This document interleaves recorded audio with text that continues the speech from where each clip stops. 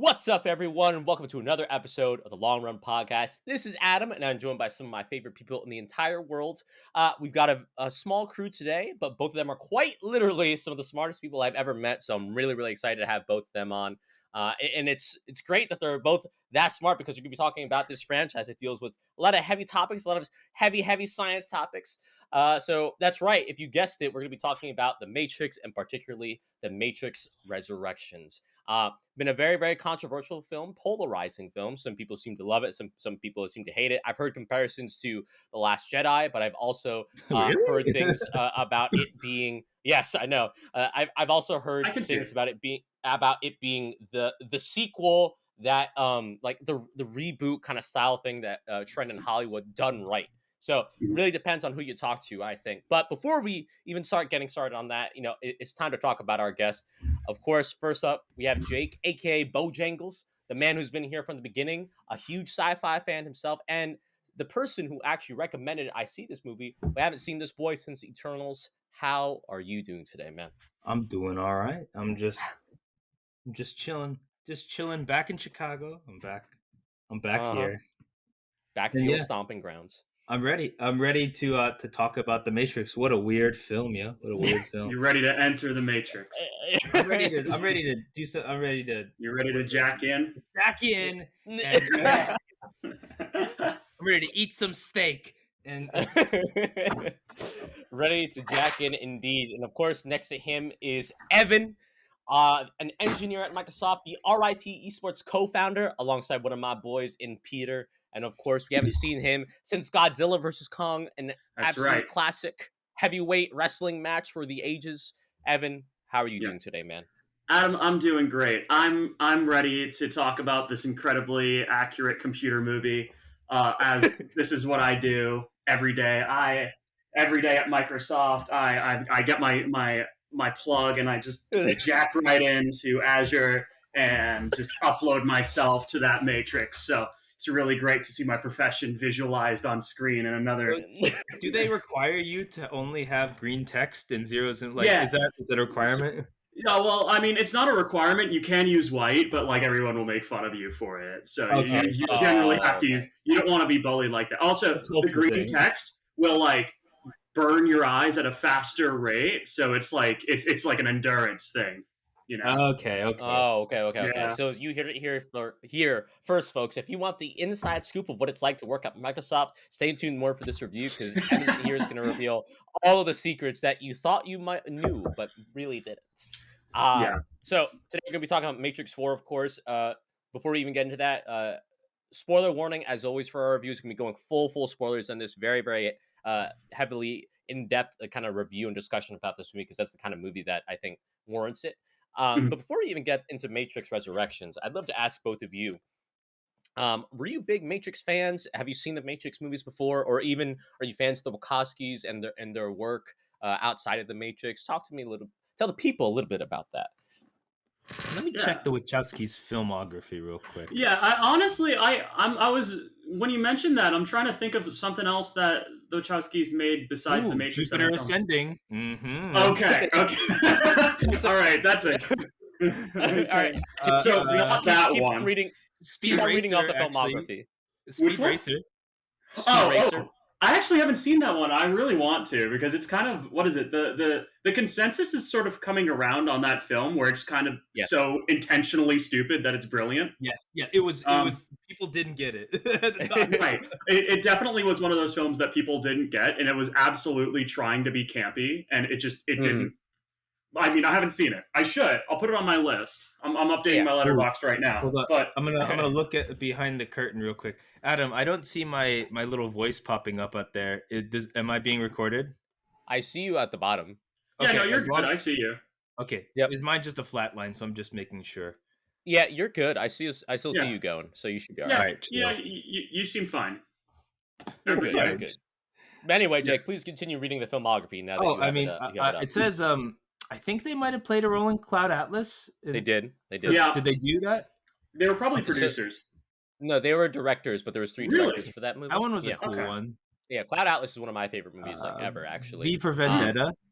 They were Oh. yeah. So it's V for Vendetta, and they were highly involved in the series Sense8, which I also haven't seen, so Oh, I can't really say Sense8. too much.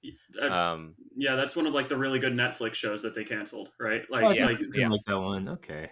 yeah, yep, people did yep, like Sense8, but I haven't seen it either. yeah, same. Oh, But just Assassins with Sylvester Stallone. I don't know what that is. No, I've never heard that one before. But I'm no, also like Evan in that I also have yet to see Speed Racer. It's on my watch list on Letterboxd, and you can follow us both on Letterboxd. Links you in the could, description. that's right. Uh, Please follow me. My reviews are Follow so me. good. but anyway, so for both of you, I'm Mhm. assuming both of you have seen The Matrix and probably the sequels. How do both of you think, Yeah. looking back on the movies, reflecting on those movies? Yeah. So I've seen The Matrix and its sequels. I just recently rewatched the original Matrix a couple months ago with my roommate. I haven't seen the sequel since I was like very young, but I Right. generally remember like the plot points. Hmm. And as a kid, I didn't really understand. When you're young, you think Yeah. the Star Wars prequels are good. You're not Well, going on yeah, Rotten pod racing Tomatoes. is the best, bro. Yeah, it's true. You're not really looking at like critical consensus. Your friends aren't bullying you about your letterbox profile, right? Like different times. Sure. And what is it? Um, I guess the Matrix films fall into that category because the first one is critically acclaimed, one of the most influential action movies of the past couple decades. It changed like cinema, and it changed a lot of things, and it Uh-huh. outside of like some special effects CGI stuff from the early 2000s, it still basically holds up entirely. Mm-hmm. Um, but apparently, the later two films are not as well received, Yeah. and Right. the joke now is that they didn't happen. And uh, it's I don't know. I don't remember too much of them, but I do when this film has a lot of flashbacks to points that Yes, yes, Hmm. happened in yes. the previous movies, and that definitely helps a bit to remember kind of the main things. But Hmm. I loved The Matrix overall. Like I loved it. It was one of my favorite film trilogies growing up. Got the whole thing on Blu-ray. Um, Hmm. Ooh. so that's kind of my history with it. Um, Right. that's where I'm coming from. How about you, Jake?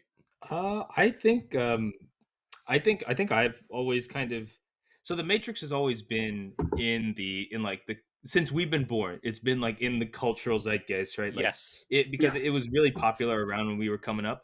And so as a fact, my first introduction to the Matrix stuff was Mm. through all of like the iterations on it in like cartoon and film, all people copying it, like Oh yeah, Oh yeah. yeah. Everyone's doing it all the everything. time.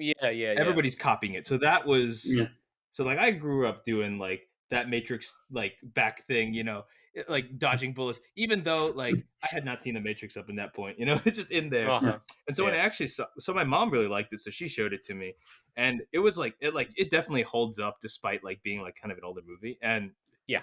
I gotta say, I guess it's kind of that it's that interesting Star Wars effect of like you kind of the impact is kind of lost because you know that they're in like that's the kind of plot point that they're in the Matrix, like they're stuck in the Mhm. computer. Hmm. Spoilers. So Well, yeah. that kind of I imagine when that came out, it blew minds. But Oh yeah. having Right. kind of having already like kind of opened that jar before having produced because the movie came out, the Yeah. impact was a little less. But I can imagine how. Yeah.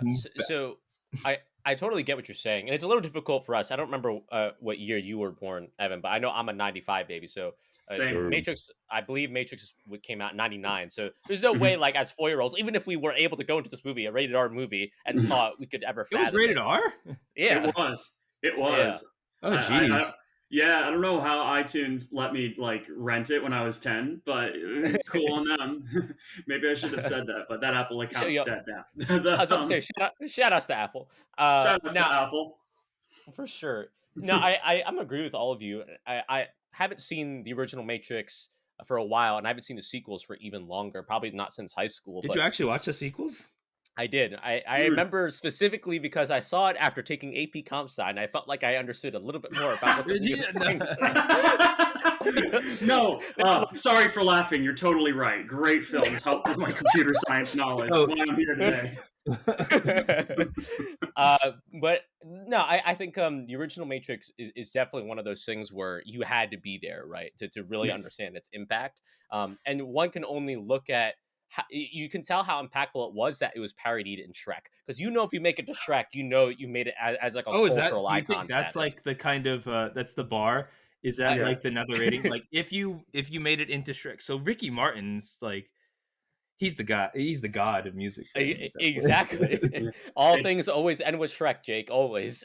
It's true. Shrek prepared me for living in Seattle because in Shrek 2, there's like a little joke where where they're all in a Starbucks and it gets crushed, and then they go across the street to the other Starbucks, and that is actually what it is like here. There's just a Starbucks everywhere. I feel I like I gotta believe it. rewatch Shrek 2. I feel like that's Shrek 2 had probably a lot of Hollywood in jokes that I was way too young to You didn't understand at the time. Yeah. Oh, absolutely. The movies like that back then were full of those. But I think 100%. so. So to both of your points, I think when the original Matrix came out, revolutionary for all the reasons that we said, but also I think it was an introduction for a lot of people to kind of so many more niche genres, right? Like you could Mhm. see the influence of Akira and Ghost in the Shell in that movie. You Oh, could yeah. also think of the kung fu films from Yuan Wuping, who's the choreographer on it. Stuff like Fists of Legend, especially. And then even a lot of the gunfights, straight out of John Woo movies, Oh, yeah, Hard definitely. Boiled, The Better Tomorrow, stuff like that. So it Mhm. took all these different genres, whether it be cyberpunk, gun fu, kung fu, all this other stuff, and all mashed it all together, made it so that people in the West didn't have to read subtitles because they can never get over that. Nope. But on top of that, too, they also put in a lot of heavy philosophical stuff, right? It is the hero's journey in a lot of ways. But a lot of people weren't exposed to that kind of hero's journey telling in that way. So I think it holds up really well, and I think the script is really tight too. So I definitely think it's an all time classic. Um, the sequels, again, I haven't seen them in a long time. I remember when I saw the sequels, I didn't think they were bad. I Yeah. was just like, yeah, that was pretty cool. I just thought the first one was a lot Yeah. better than the sequels. Yeah. Go ahead. Oh yeah, no, I thought that too. I definitely thought the third one was the weakest of all of them, which everyone I think seems to agree on that as a general consensus. But Right. I think and when I saw the first two, I ended up liking the second one more initially. Oh, I okay. think as time went on, I'm definitely like, yeah, I mean, you can't make a movie more influential than the original Matrix, just because the action scenes in the second were really great, but like everything else is kind of lacking. Oh, and then Yeah. the Animatrix too. Oh Yeah, yeah, there is the Animatrix. The you're Animatrix right. was probably it was super dope. the Animatrix is great. I mean, the Animatrix was definitely like one of my first exposures to like Japanese animation. Yeah. Like, from a young age. I wasn't really watching a lot of that. I didn't watch too much Toonami Mhm. growing up, so that was definitely one of my first sort of just exposures, and it was really cool because I got to see where a lot of the influence from the Matrix came You're from. like, oh, this by- seems really familiar. By a lot of like, what is it? All these animators are now doing Matrix stuff, and I'm like, oh, okay, it's cool. It's kind of almost full circle. Exactly. Yeah, and I'm sure that was part of the reason why the Wachowskis wanted something like that to happen to the Matrix. Is it Wachowski or Wachowski? I'm just I think I'm not sure either. So it's good that we're saying this. I always Yeah. called it Wachowski, but apparently it's Wachowski. So I've heard Wachowski also. okay, let's go with Wachowski. We'll Let's go with- Wachowski. If Wachowski. if that's the wrong pronunciation, you can email me. Just Yeah. DM me on Twitter. Yeah, so we'll I'll go take through the hit. Wachowski sisters, right? So they did an Yeah. amazing job with the Matrix. Then Mhm. after that, they did a couple of films. I love Cloud Atlas. I think it's one of the best. Very flawed movie, but one of the best for me. One of my favorites, absolutely. It just does Uh, cool things. They're just trying yeah. new things. Yeah, and that's I something that I want to appreciate bring that. up too. I think the Wachowskis, no matter what they do, they always go for it, and sometimes Yeah. it doesn't work. Oh yeah. I haven't seen Jupiter Ascending, but I've heard a lot of the memes around Jupiter Ascending. Oh man, I'll tell you Yeah. what. You got a werewolf rollerblading, and what's her name? Mila Kunis got the hots from. I like dogs. It's nuts, man. It's nuts, though. There's aliens. that There's sounds the different amazing. races. There's human farms. Oh man, it's wacky. That sounds fun as shit, honestly. Watch it That high. Just do yourself that Yeah. favor. That's good. uh, Weed is legal in Washington State, Yes, so yes, I it's will. legal and also in New Jersey and Illinois as well. So And New yes, York now too. It's yes. awesome. Please note, viewers, this is not a recommendation for you to do anything illegal. It's Uh, not, but you can always drive somewhere it is legal and do it there. hmm and do it Listen, we don't and judge here at the Long Run Podcast. No, we do not. Now, but yeah. So I think they always swing, and I think that's something that Mhm. is definitely something I like about them. No matter what, whenever you watch a Wachowski film, it's always just like, okay, like y'all really went for it, and I might not have liked it and even loved it, but you definitely went for it. Do you both of you kind of feel the same way, or do you have different kind of takes when it comes to the Wachowskis? I mean, from what I've seen of them, like in terms of, let me bring back the old listicle here. I mean, Uh, in their stuff like Speed Racer, Cloud Atlas, yeah, they're just doing cool things, and they yeah. like they have they seem to have a real eye for style, Yes. and that is apparent here, where everything was just super stylish in this movie. Mm-hmm. Mm-hmm. Yeah. I agree.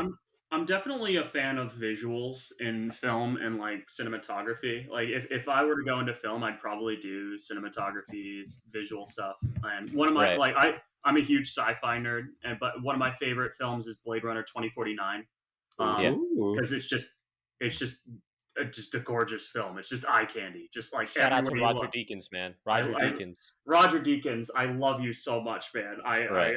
I pray at your altar. The absolute fucking genius, that man. Yeah, no, but it's I love that sort of visual stuff, and I also like it when directors. I prefer a swing and a miss than to like an iterative.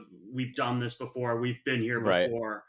Sort Oh of yeah, thing, which I guess is lazy stuff. Yeah. I prefer a weird idea that doesn't succeed to just doing the same thing again, which is why Mhm. I don't mind The Last Jedi personally, even though it Oh like fails yeah. in certain regards. Oh, bro, you are preaching to the No, choir here. I Me, know, I like it. me and Jake and all of our friends, we did a 5-hour review on The Last Jedi, brother. You Like, know Oh what? my, Only reason people don't like The Last Jedi is because they wanted more of the same, and that movie said, deal with it, you nerds. All right, things got to change which I think is a perfect segue to into Yeah. the like Matrix. this, Right? because Yeah. I think we were before in the pre-show we were talking about how like what is it? This is similar in certain areas to The Last Jedi in the fact that it Mhm. is essentially a response to it's a response to sort of what fans want. Mhm. It's incredibly meta. I'd say Yes. Oh, significantly more so super meta. than Mhm. most Mhm. films. And I would honestly almost, in some ways, compare it to Twin Peaks: The Return, which Mm. is, if you have not seen Twin Peaks: The Return, it is basically David Lynch telling for 12 straight hours, just giving his fans the opposite of what they want, and basically just like doing everything except what people want. Right. Um, it's also just great outside of that, but like Mhm. this almost just it felt like that, at least initially to me in the first part of the film. Right. So Um, I'm glad you brought that up. So the thing about this movie is right. So after the Animatrix, right? We had yeah, the original trilogy, we had the Animatrix, and then I believe there was the Matrix MMO, Matrix Online or something like that. Oh There was no yeah. yeah, there was no other Matrix like material, right? And no. apparently, literally every single year, Warner Bros. Would go to the Wachowskis and be like, hey, so what about that sequel though? What about that sequel? Money, Um, please. Warner um, needs that money. Honest, I mean, look, Harry Potter's not. They're trying to like dredge Harry Potter out from behind the shed. Like their DC sort of like extended universe thing like totally failed, and now they're just kind of like trying to just throw whatever IP at whatever director to just make them money. They can't do a right. Marvel thing.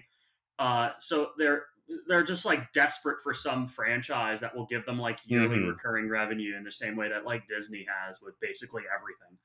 Um, Absolutely. And let's be honest, that's just like the Hollywood system as it is, yeah, and that's something the movie actually literally calls out in he the movie. says it. they're like, Warner Brothers it has forced us to do this again, sort of thing. Like Yeah, it's it, it's not subtle at all. it directly she directly calls that out too. She literally so okay. The first, I guess we'll start talking about the actual like plot of the film, Yeah, right? go ahead. And then we could go into this. So like the initial plot of the movie is that the okay, so basically you start up and Neo is in this sort of new matrix that is based on like the modern day. Oh wait, Hold on. first let's go back a little bit. All right. Oh, First yeah. off, at the end of the third Matrix, I think Yeah. Neo and Trinity go to the Machine City, Yes. die, and Neo dies for our sins and becomes Yes. Matrix Jesus. Jesus. More or less, Yes. yeah. Yes. Yes, very, very clear Jesus allegory. Like Very- it's abundantly clear. I think he's I'm pretty like sure he dies as a T pose. I Like think he's Yeah. he is He's they carry T-posing him. to assert dominance. Yeah, Yeah. he's asserting his dominance there. All right. No, yeah, So- so he does that. Mhm. And then this film, it just all of a sudden, like no context, like he's back in like a 2020 something like world that is Mhm. like based on 2020 San Francisco. Oh, yeah. And as someone who was an engineer in San Francisco for a little bit, I can confirm that this whole film very accurate to being an engineer in San Francisco. Okay, all right. The cramped elevators, everything. It was the memories were flooding back. But yeah, so he's working as a famous game designer, working for a company called what I think it was Deus Ex Machina or Something like Ex some Machina. stupid thing like that. Yeah. What was the game he Um, made? What was the game? Binary. The game was called. He was working on a game called Binary. But wasn't the original game that made him famous? Wasn't it The Matrix? Matrix. It It is was. the Matrix. Yeah. So it was, and then he made a game called The Matrix, which is essentially the first three Matrix films as they happen. So what kind of game Right. do you think that was? Like first person shooter? Do you think that was like a Telltale story game? I think they explicitly say it was VR. Like it shows him in like a Vive, like they explicit. Oh, that's right. His therapist basically is like, you created a virtual reality game, you know? Right. That was, which that was, makes sense if you think about it because of what the Matrix is, right? Yeah, It is a 100%. simulation. That sort of thing. And it's also pretty smart. There was this one, I think it was a Polygon or a Verge article where they are basically like, most movies when they show a fake video game, they'll like show some really weird bad CGI. Yeah. And it's like anyone who actually like plays a video game, it, like you look at this and you're like, it just kind of takes you out of the experience because you know that's not what a video game looks like. Right. And what's smart about this film is it just doesn't show you the game, and the game itself is just footage. Yeah, just footage from the original movies. Right. So it doesn't really take you out of the experience outside of forcing you to think about the context of the original three films. But regardless, they drag Neo into or Thomas Anderson. They drag Thomas Anderson into an office, and his boss directly tells him, quote unquote, "Our parent company, Warner Brothers, is telling us to make a sequel to the trilogy." And I'm not exaggerating. They just directly say that. Yes. Our parent, and then he says, "If you did not do this, they would do it without you." Right. And it's just this, this whole first thing is just, it was, I forget which, it was Lana. Yeah, this whole first thing was Lana Wachowski basically just being like, "Fuck you, Warner Brothers, for making me do this. I hate you so much." Yes. So the backstory behind that is that apparently they had refused making it for so long that's something that Warner Brothers did, is that they had hired people to make scripts and stuff like that. Hey, we're going to make the sequel with or without you. We'd love to have you on because we want you to be there. We're doing it. But we're gonna do it, sort of thing. Yeah. And just like what Evan was saying, obviously they need money. Warner Brothers. I'm not gonna say that the DCEU was awful, but I will say it certainly probably didn't make us nearly as much money as they wanted to. And I'm just saying right now that last Fantastic Beasts movie was awful. Okay, Warner Brothers not doing too good right now. So I didn't see that one. You're not missing much. Wait, there was another one? Yes, there was. There was a second one, and from what I understand, it directly implies that like Johnny Depp's Grindelwald character was attempting to prevent the Holocaust. So like, it's pretty wild. He was talking about World War II and the Holocaust, Jake. That was a conflict in the movie. I'm sorry for spoiling that for you people, but you Oh, shouldn't have fucking jeez. see it. So just don't No, watch it. Like it's I, really bad. not to turn this into a Crimes of Grindelwald review, but Jake, I kid you not, there's a scene in the movie. There's a scene in the movie. It's a rally, okay, where Grindelwald, played by Johnny Depp, is telling the Wizarding world that they need to go to war against the Muggles because the Muggles are going to cause World War II and drop atomic bombs everywhere. That was his argument. That we need Oh, to so kill all he's of them. trying. So he's like he. Okay, so he's like trying to stop World War II by Yeah, doing a wizard holocaust. Yeah, yeah, more or yeah, less. Okay. Yeah, it's pretty great. yeah, yeah. It's yeah, that movie is fucking terrible.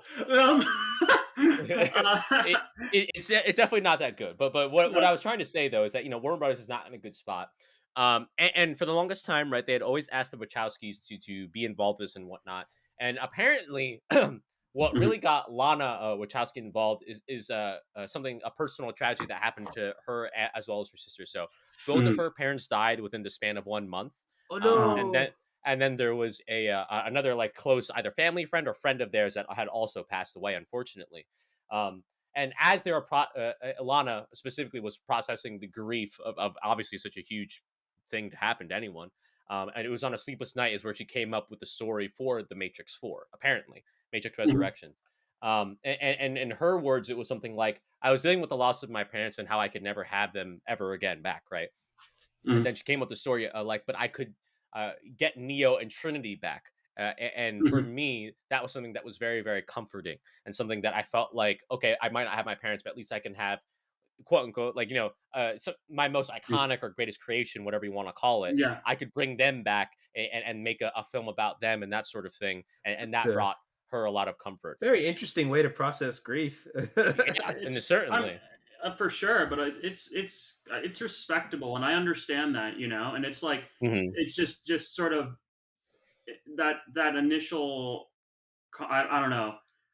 I think I read that too, and I was like, this is it. It definitely comes from an interesting place, and you can kind of tell that, right? That this wasn't just dredging, the film up to just dredge it up. Yeah, it wasn't a Um, cash grab by them at It least. Yeah. wasn't. It didn't feel like it wasn't a cash grab, and this definitely was better than I think anything Warner Brothers would have made by themselves. So better Mhm. than we all Because expected, I think. yeah, oh for sure, I was not expecting it to be good. They were like, "Oh, Um, great." no, Yeah. but yeah. Now, I will. Jake. Oh, go ahead, Jake. Go I ahead. was just gonna say, you can ask your question, then I'll follow up afterwards. What you Yeah. gonna say?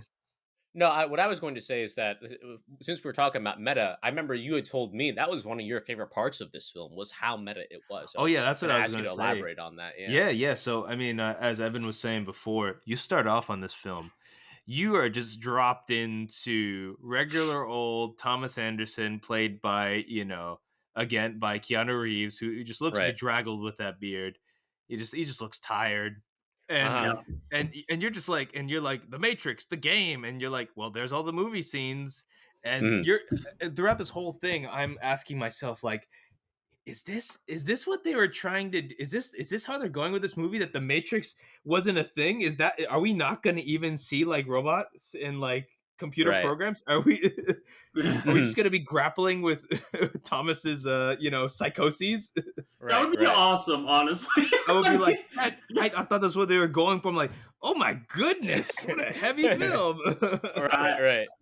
that would have been so cool. I mean, honestly, I wish I didn't see any of the trailers because that would have been something that would have been a conclusion I would come to as well. Yeah, But yeah, because yeah, it would be like, what is it? There's this one episode of Star Trek Deep Space Nine where the captain is like, where it all of a sudden you're just in like 1950s and like all the characters are just like comic book writers and you're like, Mm. was this whole show just in the imagination of this one dude? And like that's such a cool like idea. That would have been amazing if the Matrix just kind of did that. And it Yeah. just went that way, but they definitely can't. yeah, I If would. they want to set up other films. They changed it Yeah. pretty quickly, like throughout the whole thing, and it's also, I think it's hit home by the fact that Neo, or Thomas Anderson, is dealing with, Mm. he is having trouble differentiating reality from the game. he Right. and he is Mm. going to psychiatrist Doogie Howser MD for help, and they are discussing like you are having trouble, like you jumped off a building, you tried to fly because you could not differentiate reality, and we're Right. like, oh my goodness, like was this all a psychoses? You know? Yeah. Right, right, That- and even the way that not only the way it's shot, but also the way Keanu plays the role. Like at first, I was like, Keanu, like your delivery is really bad, but it's actually this is not about him being bad. It's just that he's that like out of it, Yeah, bro. he is Like yeah. so he did such a good job of just being like dazed and confused. He is like, oh, I don't know Mhm. what's going on yeah, anymore. I think a Yeah. lot about that shot when he was like sitting in the bathtub just like this, or like when he was like keeps on Yeah. looking in the mirror. He's like trying to figure out what's going Yeah, on. I I imagine this is what people went through after the Matrix first came Yeah. out. They were like, right. "Oh, what if I, what Yeah. if I, No. oh, It's exactly. No, it was a cool thing of simulation theory, but honestly, the illusion was shattered for me when we saw the therapist for the first time, because there's it's a Mm. simulated reality, because there's no way that a therapist could afford that house in San Francisco. Like oh I'm telling yes, you yeah, right yeah, now, yeah, yeah, yeah." there's absolutely no fucking way in hell. Like it's just not happening. That was yeah, one of the no, jokes so I wrote down. I'm taking Although there's a lot of listen, sad engineers with a lot that need therapy, maybe you know. yeah. Yeah. Yeah. Anyways, Now, the therapist himself is played by Neil Patrick Harris, right? he's so And good. we, yeah, and I think he's really great in the Oh, he did movie. a I great love. job here. Oh He yeah, was. I didn't even know he was in this, and like he was Yeah, I one had of no my favorite idea. performances. He did a yes, perfect job as like the main antagonist of the film.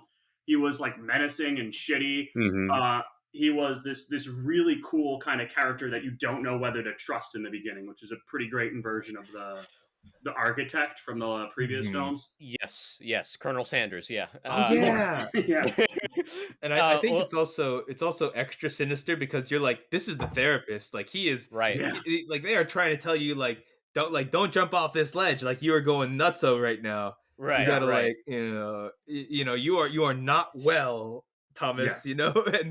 And you're like, Hmm. oh my god, like this is like I want to trust you, but you are like obviously you are lying to me. Right. yeah, But exactly. there's like a couple things there too. So one, like we said before, Neil Patrick Harris does a great job. And in fact, I would say like I didn't think there was any bad performances in this movie. I think the cast is No, actually a really good They job. did a good job. I would say the I think weakest so. part of this movie is the overall story and writing, and we'll talk Yeah, about that a little bit later. for sure. But for me, I love Neil Patrick Harris because the character itself, while sometimes I think its motivations are a little unclear, there's so many like different messages and themes that kind of come from that. So we talked about how the analyst has become to later know him as is also something like what the architect was in the previous Matrix films, but Hmm. also to something that Jake said too, like in his role as a therapist, there's almost like this subtle little like commentary on like the role of medicine and medication in the society today, and that's something that Neil Patrick Harris Hmm. talks about as well later on about like how society is in these days. And I know for me, the first thing I thought of was just like how easy it is and how prevalent it is like to just like hey take the meds or something like that, Yeah. or even just like the pharmaceutical industry and how it takes advantage of patients in that way. And the um symbolism is there because he hands Neo just a bottle of blue pills. Yes. That's always the Exactly, storyline. exactly. So it was certainly a very interesting premise, and as we see go on too, right? We're going through the film, we're trying to figure out what's going on as well. Besides the fact that Evan already knew it was a Matrix simulation because there's no way Neil Patrick Harris could afford that house. We Um, see him too, and pretty it's like a soon $10 million house. pretty soon, right? He goes to the cafe. You could tell it's a hipster cafe because they have the really small cups. They had ramen Um, too, I think. oh yeah, but It's right next. That cafe is right next to Embarcadero Station. In real life, so if you want to visit it here, folks, you heard it here from Evan. You know where to it's go. it's right off the end of Market Street. It's like a couple blocks from the ferry terminal. Anyways, go on. Yeah, we start seeing these little glimpses of different things, right? So he sees Trinity, but in this Matrix, she's called Tiffany. She has a family.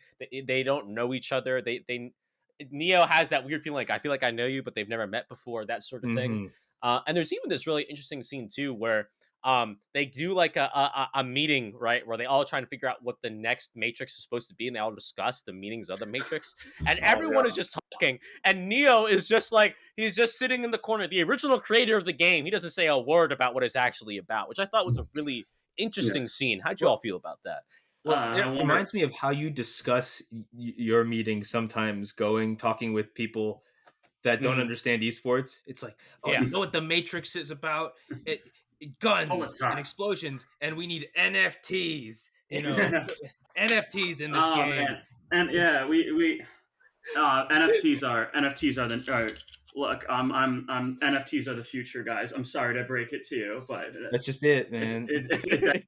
You better get I your think NFTs on Meta right now. NFTs are the Matrix, dude. Like like imagine Matrix 5, right? It's just like Neo with a monkey picture, right? Just like lost his apes or something. Incredible. Wow. I Incredible. and great. I don't know where that You will joke be is able to going. purchase this podcast as an NFT. Yeah, I'm minting it on OpenSea right now, dude. Hopefully my server doesn't shut down or that link is going to be gone. It's gone Um, forever. Starting at the solid price of like 20 ETH. Anyone want to buy it? I'll throw my wallet address in the show notes. All right, no, Check for that info in the description. But anyway, Evan, yeah. how'd you feel about this scene? Yeah. How did I feel about this scene? I mean, it definitely was the original creator of what Jake I think was getting at. The original creator of the Matrix video games saying nothing Right. while everybody around them was telling them how to make the Matrix 4. I Mhm. wonder what that was a meta commentary on. Probably nothing Right. that like Lily dealt with at all. I But gotta say, yeah, serious hopelessness vibes during this Yes. whole sequence. You're just like, oh yeah, my god, this guy is mega depressed. Oh yeah. yeah, Yeah. yeah. 100%. And, It was. Oh, go on. oh, I was go going to ahead, say Evan. thank you. No, All no, right. hey. Okay. The it was really interesting because I haven't actually seen this whole sequence was so creative. I was loving the entire part. It was probably my favorite part of the film was the beginning when Mhm. it's all meta. Yeah. Mhm, mhm. Because I haven't seen anything that's just so direct. I was honestly Mhm. kind of shocked Warner Brothers let her get away with it. Yeah. Like Yeah. I think the only reason that happened is she gave them the script and then they were like, we don't want to do this, and she's like, tough luck. This is what I'm going to do. You can either make something else without me, but you can't do this. Or like you basically, if you want me to make the next Matrix film, this is what it's going to Right. be. Yeah. Right. And I honestly, like, even though it was kind of like not great for Warner Brothers to kind of force her into this position, Yeah. like, at least they went with it. At least they weren't like Mhm. totally shitty about it and we're like, we're gonna get Ron Howard to direct this instead. Like, we're gonna, Right. Right. or someone else. Like that was really cool. But no, I loved this whole thing. It the whole like um, San Francisco or just like sort of like tech gaming startup thing gave me. I was like, Mhm. oh man, I've been in so many of these offices before. This Oh, entire movie, Evan was just getting vivid flashbacks. I Like was just yeah, he just saw. just like I'm so bad at ping pong. Oh yeah, they had like a ping pong Of scene. course, they had a ping I pong think they were table, sitting like on bean bags or something. Nerf gun. And Yeah, the Nerf guns, of course. The only thing that was missing were the little booths where you can call people, like the sort of like call booths. Oh, Um, I know what you're talking about. I yeah, know yeah, exactly yeah. what you're talking about. Yeah. The pods where you can like go to like talk to people. Yeah, I know, but it was it. I loved this whole section. Mhm. The whole sort of what's going on, because it was reminiscent of the original film in that way, even though you oh kind yeah, of have definitely. even if you have, but it was reminiscent of the original film in a different and good way without Right. really retreading the same ground, Mhm. because it works off the assumption that you know what happened in the original film, and Yes. you're still, even so, like it's so clever. It even tricks even if you're someone who knows the premise and everything, you're kind of like starting to doubt it by the end. Like, maybe Neo is just nuts. Like, maybe this whole thing is just And wrong. and I think the interesting thing is that they can do that. They can first off, it's very Mhm. rare that a sequel will reference full stop. Like the movie that originally started. Like I've never seen a movie reference. I've seen them reference the like previous things that happened, but never the actual movie itself, kind of thing. Like, and I think it's so interesting that thinking about it, they were only able to just basically they made the assumption that you had seen the first Matrix. Right. And I think they only with this movie could they have made that assumption because as we said before, Matrix is in the zeitgeist. Everybody knows that plot line. Everybody's seen something from it. So they like we recognize that. And I guess that's why they were able to, as opposed to something like Dune, where Dune is influential as heck, but most people probably haven't read it, so people that movie you get lost in. But check out our Dune review, by the way. You find it May the spice flow. May the spice flow for sure. Now the other thing that struck me about that scene is it almost felt like Lana, the director, who's also the writer of this movie, was also like criticizing all the people who like misinterpret the original meaning of the Matrix. That was fun. Like let's be honest, like let's just call a spade a spade. The alt-right has co-opted the whole like take the red pill for the truth or whatever, right? Is that what she was trying to focus on? Certainly part of it. I'm sure it's that, but it's also probably Warner Brothers being like, hey, can we get like another like cool gunfight scene? And she'd be like, no, sort of thing. I'm sure that's part of it too, but there's no way that the alt-right thing wasn't in her mind. I know she, from what I've seen, the Wachowskis don't like telling people what the meanings of the original Matrix movies are, just because like that they want people to get their own meaning of it. Like some people have called the original Matrix like a trans allegory. Which makes sense in a lot of ways, but the only one of the only times that they have come out and said that no, it's not that is when people keep on talking about like take the red pill for the truth for the alt-right, and like on Twitter they've been like fuck you for saying that sort of thing, like that's not what it is. The direct tweet thread you're referring to, which is one of my favorite things ever, was Ivanka Trump, the former daughter of former First president, or what? Oh, it was Ivanka. Oh, yeah. Okay, yeah. It was. Elon Musk said I took the red pill on Twitter, and then Elon Musk replied, "So did I," and then Lana responded, "Fuck you both," which was great. Yeah, because honestly, like, it's like you guys don't you use my movie? She's like, don't use my movie. You don't get the reference my movie. And the other thing is, besides the alt-right, is that this is something I've also heard from other analysis of the film, is that the whole red pill, blue pill analogy has also been like co-opted or whatever you want to call it by like the whole like pickup artist community. Like, really? Yeah. We're like, hey, like if you're trying to go out there and spit your game or whatever, trying to hook up with people, like that's something they say, like take the red pill or the blue pill if you want the truth or something like that. And let me say, anybody trying to this is a PSA to all you guys. All right. Anybody trying to teach you pickup artistry, they're scam artists. Don't listen to them, all right? Yeah. Listen to me instead. I've got a new podcast coming out. I have an NFT. Listen to me coming out. I've got these apes. I'm looking to sell them off. Beautiful. 0.5 each. Okay, no, but the whole sort of thing was definitely, I mean, because what is it? The entire Matrix, the original one, was so into the cultural zeitgeist that the red pill just became a thing. People knew what it was. You take the red pill, you awaken. Your mind, you unlock your mind to the true nature of the world. We only use 10% of our brain, bro. Dude, do you want to use your third eye? Like, I eat raw meat because Joe Rogan told me don't do that. I'm just like, drink your own piss instead. Oh no. No, but it's the original Matrix. Going back to what Jake, I think you were saying before. It's like even if you haven't seen the original Matrix, you've seen the original Matrix. Yes, absolutely. So it's like everybody, it can just work off that assumption, and it does it really, really well. I love that whole first part of it. It also, I think, like it portrays like sort of like the just because of his acting, like Keanu Reeves portrays like Neo's sort of like anxiety and the whole thing really, really well. Oh, He Um, does. super good. it was awesome just the way that he portrayed the character. But yeah, I really loved the first hour of this film, and I was when I went back to watch it last night, I was just really happy with it and how it turned out. Yeah, there's a lot of really cool stuff in it, and it's that slow build up, right? Because again, I love what Jake said. It's just that, like, or I think it was you, Evan, where it's like it's similar, but it's different enough. Where you're like, I want to see where they're going. I see the callbacks, but I also see the newness, how they're actually addressing what we expect. You want to see where it goes, and that's where we get introduced to the other, I guess, like the crew of this movie, right? We have Right. uh, Bugs, who is played by Jessica Henwick. You might have seen her in Iron Fist on Netflix. I know I haven't because I heard that show is terrible, but she seems great. Oh. There's also Yahya Abdul Mateen II as Morpheus, Oh, or he did a this good job. as I this love version that. of Morpheus.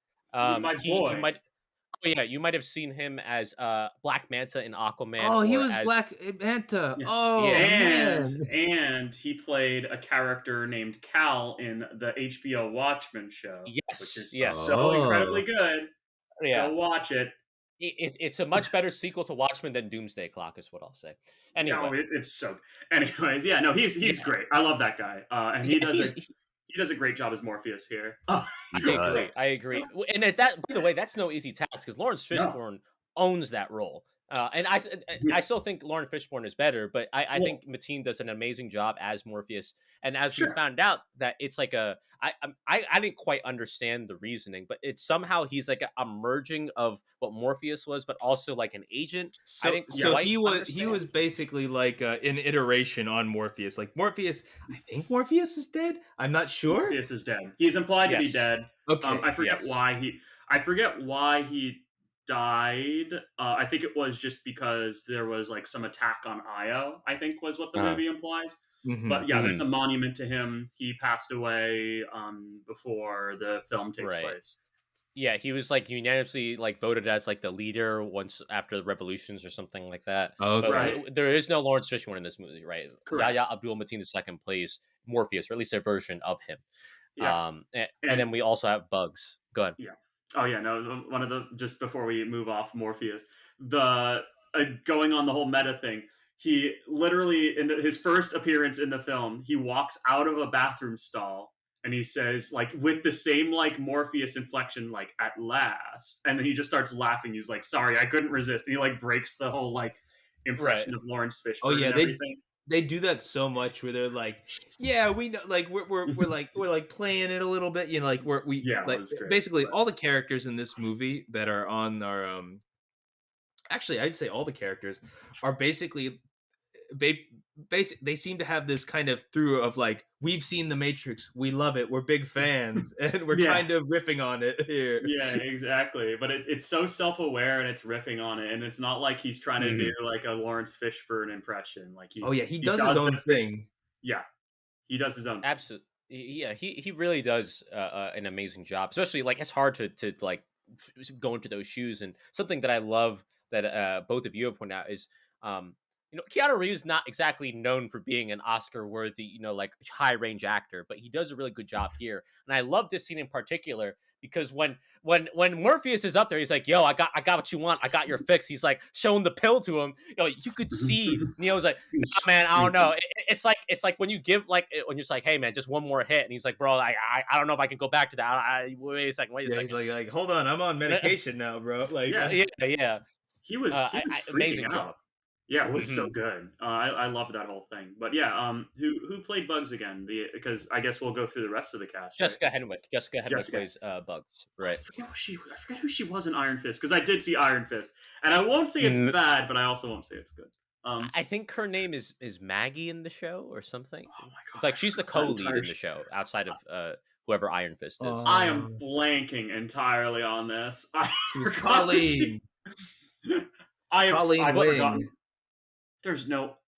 I've forgotten that entire show. I'm sorry. That's okay. Don't worry about it, man. So, but Bugs, we come to find out, is someone who actually really believes in Neo, and she says something on the lines like she witnessed Neo like almost commit suicide or something. Then that somehow woke her up and was like, "Wait, hold on," and she became aware that she was in the simulation. All this Oh other yeah, stuff. I'll be honest, I couldn't. his suicide Yeah. attempt was him trying to fly. Yes, exactly. I'll Yeah. be honest, Mhm. I couldn't quite understand how that jogged her into being like, "Yes, I'm in a simulation," and freed her. Mhm. But I like Bugs because she almost represents a lot of what we are, as well as the crew. They also represent like what a lot of like Matrix fans are, right? It's like, oh my god, you're Neo, and I love you, Yeah, yeah. and you inspired me. And like, I'm pretty sure, like when they go to, like they get out of the Matrix and they're on the ship, like they introduce this one guy, and he's like, yeah, he's our resident Neoologist, and Neo's like, what is that? It's like, oh, what's the study of Neo? And it's like, It's like, oh, what? What? so Exactly. in that way, I think it's cool that the fans are represented in the show in that way. Like she even has like a tattoo of like a bunny or something, like go Mhm. down the rabbit hole, that sort of thing. Yeah, Oh, that's right. right. Yeah. Yeah, there's always a lot of references to Alice in Wonderland here. I remember there was that one person in the coffee shop that was also reading the Alice in Wonderland book. But I Mhm. think both of them do an amazing job in terms of Jessica Henwick as that character. One who not only gets Neo out of the Matrix, but also is someone who constantly is trying to drive the plot forward and be like, no, we can't just do like what we're just like sit back here and wait. We need to go for it and we need to go do it, sort of thing. So I was happy that she was in the movie. I think her performance was great. Yeah, she was great. I definitely liked the character for sure. It was almost a different spin on sort of the same role Trinity played in the original film. Right. Um, Also, one other thing that I'm about to ruin for you all, she was one of the Sand Snakes in Game of Thrones. Uh, uh, yeah, that was so she played one of those characters from Dorne.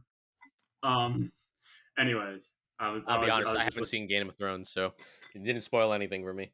I I mean don't that even know what won't that is. spoil any. That okay. Wow, I can't believe me. Okay, anyways, no, she did a great job. I honestly, yeah, going back to I don't think anyone did a bad job. I Yeah, think the only there was also like another character who was a new guy cast in the old role, right? right. hmm Um, Neo's And boss. Neo's boss, aka Smith, Smith who's this too. time played by Jonathan Groff instead of Hugo Weaving. A very, Yeah, very famous role. Hugo Weaving owns that role, I think. How did you both absolutely. feel about Smith in this movie, and I suppose Jonathan Groff's performance alongside that? So I think he did a great job, but I think Right. it's hard. I think it's hard to be like, this is who Smith is now, because it's like Smith was what probably the most iconic performance in like any of the original films, Oh yeah. and Right. you replaced him with a performance that's still pretty good. hmm Um, and but like I I don't know. I almost would have wanted an impression here. I feel like it's just it felt very weird. Right, I didn't feel it was the same character almost. Right. Um, and it I don't know, which is weird because I think Morpheus was designed to be an iteration, right? It was designed to be Right. Morpheus 1, so it made more sense. But I don't know if this was designed to be like a Smith iteration. Like there hmm wasn't as many monologues about like hating the stench of this place or like Yeah. stuff like that. Right. It was just like, I don't know, just people, just, he kind of reminded me of just like, I don't know, just a normal dude, just who like is going around San Francisco minding their business. Um, Right.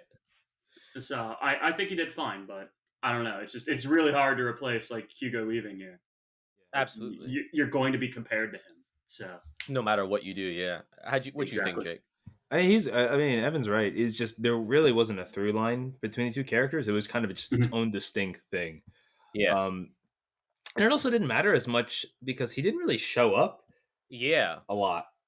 It, Didn't it, really it- play that big of a role. I think that role was of the agent was kind of just taken over by Neil Patrick Harris's character. right. So As the primary antagonist in that way, for sure. right, yeah. So I think that was, and also it's just kind of interesting seeing that evolution from the Smith antagonist, where it's just like very methodical, monologue-y, kind of sinister, to the kind of like friendly, affable, snarky villain that we Yeah. got here in both Neil Patrick Harris as well as Agent Smith to a degree. Yeah. Yeah, I'll be honest. Like I think Groff does a good job. I just couldn't quite figure out what they were trying to do with Smith in this movie. Like Yeah. Smith shows up. He first shows up as the boss, who's like, "Ha, we got to make this video game friggin' Warner Brothers, am I right?" Hey, thing. right? I'm your buddy, And, pal. and then he shows up and he shouts like Mr. Anderson. You realize, oh God, it's Smith, and he like shoots him with his Black Desert Eagle. It's like, oh okay, so he's back. And then later on, like he confronts Neo again. You're like, okay, so I guess he's just like the regular Agent Smith. He's an agent for the Matrix and therefore the machines. And then later on, he comes to actually ally with Neo against Neil Patrick Harris as the architect, and like actually stops the architect from fulfilling his plans. So in my head, I'm like, I don't understand what this character is trying to accomplish. Like, I would think that if he's a program, because he's not like an actual real person, right, in that way, he would be programmed to do a certain thing. But it seems like he's rebelling. But why would he rebel? What is actually the goal here? Because he Like, evolved. He evolved. That's the whole point. He evolved beyond his original programming, and I think that happens Right. in the movies, the original Mhm. trilogy. Yeah. He's like right, almost become his own entity outside of the Matrix. right. Mhm. So was he just trying to get out of the Matrix because he hated the Matrix? I wasn't sure what his goal was. I think though. he just wanted to be in charge. Oh, okay. Yeah. I think it's he wanted to be in charge, and he also wanted to. I think it's funny because though I guess one of the core story elements is like everybody doesn't want to be controlled. They want to. Right. They don't want to be part of their loops. They want to Mhm. break free, and he's basically doing that too, right? Like he's Yeah. more or less breaking free with those loops, which is why at the end of the film there's like a temporary alliance between the two, Right. and then they, Right. and then he just walks out and leaves. Um, and that was like so it's a definitely an interesting take. I think I really liked it, but I feel like more of a distinction needed to be made between Right. the two characters in order for me Yeah. to be like, this is a new Smith. It's not the same person. Right. It's not the same thing. And so I wouldn't like associate the two as much. Yeah. But Yeah. I did love the role he played. Yeah, for sure. Mhm. Oh yeah, he did a And, good job. and I think Jake, I think you said this too. Like he actually doesn't really have that much screen time, I, especially compared from to what I Neo or remember, he Trinity. didn't. Yeah. But the other thing is too. Now that we're talking about it, in a way, the way the Smith acts is a subversion of expectations, and I think this Mhm. movie does a lot of subversions of expectations in that way. Like so Mhm. much of the original Matrix, I think, is very binary, right? It's the machines Ooh, good job, versus. Adam. I was about to say it's the machines versus the humans, right? It's the Matrix code. It's binary. It's like you're either in the Matrix or you're not in the Matrix, right? There's so many like Yeah. little things. It's this or that. Mhm. Whereas I feel Right. like in this movie, so much of what we thought was going to happen didn't happen, right? The machines and the humans are no longer at war. In fact, there's a machine on machine civil war for what I Mhm. like over resources, right? Yeah. And then there's also at the same time we see that some machines actually sympathize with the humans because of Neo's sacrifice, and now the machines are working with each other with the humans in their city of Io, not Zion. Sorry, there's no giant rave scene in this movie. Hate to break it to you, Yeah. but Yeah. they're, Aw. they're all working together, and in fact I think they even say in the movie that like yeah this city was built by humans and machines sort of thing, so you could see the evolution of that, right? So there's no more longer this binariness, and I think Agent Smith, even though I found him a little bit confusing in kind of what he was trying to do, he's also with that, right? He is not the Agent Smith we know. Mhm. He is trying to do something different, and there's that subversion of expectations there. Yeah. And I gotta say, you mentioned it. The what do you call it? The whole idea of like these programs being brought to the physical world as Right. like these weird magnet people. That was Yeah. super cool. Yeah. I That was thought super so cool. too. I thought so I too. I was like, oh, what a clever little thing. Mhm. There was a lot of really neat world building they actually did. For as much as like the first hour of this film is basically just like what is it just Lily being like "fuck you," Lana being like "fuck you, fans." I keep forgetting which one was the one who directed It's Lana. it. It's Lana. Yeah, Yeah. it's Lana. I keep forgetting if it's Lana or Lily. Anyways, yeah, Lana just being like "fuck you, fans." I'm making fun of you. I'm doing all this shit. Fuck Like, you. there definitely was some cool world building, like that sort of like magnet stuff. The fact that like programs are exiting the metaverse and coming in. What is it? Coming into the real world to grow strawberries, and like the machines Yeah, that's basically right. like the machines like sort of like hanging out in the real world, and there's like alliances, and there's that little like bird creature that's friends with what's her name that they're going to probably try to sell plush toys of, and like Right. it was there was some cool stuff they did, honestly, with like the lore. Like if you're a editor on the Matrix fan wiki, right? Like you're probably Yeah. on either a field day or you're just resigning. And I think that's I think that's a really interesting like film that does both. It treads both waters. Pretty cool, but Hmm. without being Hmm. I don't know. I definitely thought that it had some unique ideas and Yeah. broadened the universe in a couple ways.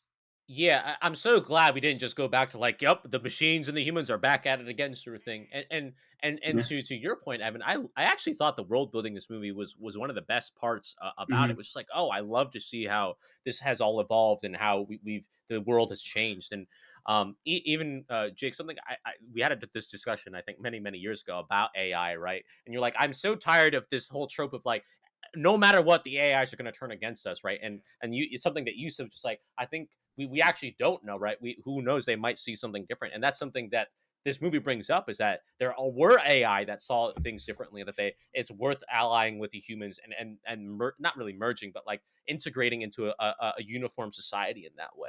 And I thought about you when I saw it for sure. Yeah, I think Um, it's the when we see AI becoming evil, I think oftentimes that's just a reflection of what we see. You know, what we see, like we say, any more as humans. I think we view anything more powerful than ourselves would seek to destroy us, because probably that's what What humans we would do. do. Yeah, Yeah. so it's a bit. Well, for sure. I mean, yeah, there's definitely that component to it. The whole evil AI thing is definitely very overplayed. right. And I'd hate any Halo 5 that did it as a story element. Um, Sure, sure. but no, it's definitely overplayed. But this and Terminator and a lot of like one thing that the original Matrix came out in 1999. Yeah. But like a lot of films in the 80s and 90s, Terminator 2, a lot of it, etc., Skynet, the machines, whatever, evil, bad, we create machines that destroy us. And I think that was before like there were videos of like Teslas on the internet like driving into stop signs. Like I don't I don't know. Right. I'm definitely a little bit less uh worried just because I don't know I think the evil AI thing is overplayed because right now we can't even like make smart AI in any meaningful way. But Sure. at the very least, I do wish it evolved the story more. Like I think the one thing that was interesting about the original Matrix, which ironically, even though you changed who the sides are, which is a thing that Right. they said, like everything. One of the things that Bugs tells Neo in the film is that Neo changed everything because now he changed the definition of what the our side is. But Hmm. one thing that was interesting in the original Matrix was you had a guy whose name I forget who just like immediately is like, yeah, fuck this. I want to be in the Matrix forever. Give me that blue pill. Give me those good steaks. I hate the Cipher. real world. Yeah. Cipher. Yeah. Cypher. Yeah. He's like, I hate the real world. And so you have like a human who's working with the machines. Right. But in this film, you don't have that. You don't have Hmm. humans working with machines. You don't have any of that sort of like real human betrayal. Every human is working together and loves each other, blah, blah, blah. And like, yay, which I definitely found that human element of like the humans want to be in this place still really interesting part of the first film. So I was pretty disappointed that that wasn't here. Yeah, they do the human element a little bit different in this movie. So I think Yeah. at its core, the original three Matrix movies, and again, you could have your opinions on the sequels. I think at its core, what the original Matrix movies are about awakening, and also after that, it's about like connection and going after or like what's not necessarily logical in the face of very logical foes, right? Like so many times Neo makes a decision to be better for his fellow man, and also to go after Trinity in a lot of things, right? Because he Mhm. thinks that's Mhm. the what has to be done, and ultimately that's what allows him to triumph over the machines and become Jesus. But Jeebus. in, and in this movie, I think it's kind of like that too, because the through line of this entire movie is Neo saying, "I need to get to Trinity." It's that connection that he has with Trinity Mhm. that is the driving force of the movie, and subsequently. we're skipping a lot of plot points, but I think it's important to get onto this one. Basically, it's all about it's almost like a heist movie where they have to get Trinity out, but in order to Yeah. get Trinity out, right, they have to like awaken her, but she has to awaken like herself, sort of thing. Like they can't just force it out of her. Um, Yeah. and in that way, I think it's interesting that still, despite all like the things that they've changed, it's still about human connection at the end of the day in the face of the simulated world and all this other stuff. So that's what it seemed like they were really trying to go for in this movie. And I guess it's because Trinity, and he is so obsessed with it because I guess Trinity's like I don't remember their relationship. I know they had a relationship, but I don't remember it being this potent. I imagine also she's kind of like his only, like the only person he really has left. Right. Yeah. You know? This film very much focuses on the two of them together, which Mhm. I don't think the first ones really did as much, and maybe the third one did. I feel like that's the film where it really did focus on the two of them together. Right. But yeah, this entire film, which is really interesting, it's almost like if you took the first Matrix film and you took the events that happened at the beginning of it and flipped them around, so Neo's the one breaking her out. Right. That's That's basically basically yeah.